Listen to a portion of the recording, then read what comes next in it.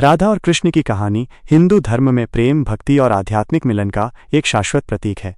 ये सिर्फ एक प्रेम कहानी नहीं, बल्कि आत्मा और परमात्मा के मिलन की एक गहरी व्याख्या है। राधा और कृष्ण परिचय।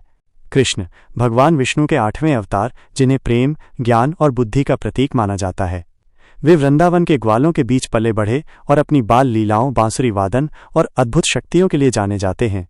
राधा कृष्ण की सर्वोच्च प्रेयसी और उनकी आंतरिक शक्ति ह्लादिनी शक्ति का अवतार मानी जाती हैं। उन्हें प्रेम, कोमलता, करुणा और भक्ति की देवी के रूप में पूजा जाता है। प्रेम कहानी की शुरुआत।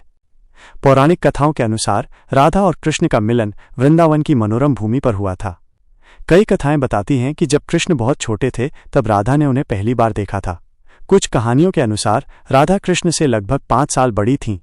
जब कृष्ण अपनी बाल लीलाएं करते थे और अपनी बांसुरी बजाते थे तो राधा उनकी धुन पर मोहित हो जाती थीं। उनका प्रेम निस्वार्थ, आत्मिक और सांसारिक बंधनों से परे था। कहा जाता है कि भांडीर वन में ब्रह्मा जी ने स्वयं कृष्ण और राधा का विवाह संपन्न कराया था, जिसका उल्लेख ब्रह्मवैवर्त पुराण और गर्ग संहिता में मिलता है। हालांकि राधा और कृष्ण ने कभी सांसारिक रूप से विवाह नहीं किया। कृष्ण ने बाद में रुक्मिणी से विवाह किया। इसके बावजूद राधा और कृष्ण का प्रेम अमर है और उन्हें हमेशा एक साथ पूजा जाता है, राधे कृष्ण के रूप में। राधा कृष्ण के प्रेम का महत्व।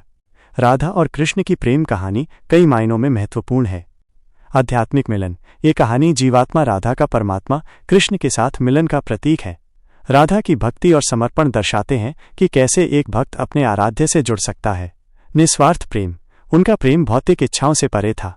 राधा ने कभी कृष्ण से विवाह या किसी सांसारिक सुख की कामना नहीं की।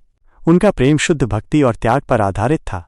सार्वभौमिक प्रेम। राधा कृष्ण का प्रेम इस बात का प्रतीक है कि प्रेम किसी भी सीमा, जैसे सामाजिक या सांस्कृतिक बाधाओं को नहीं मानता।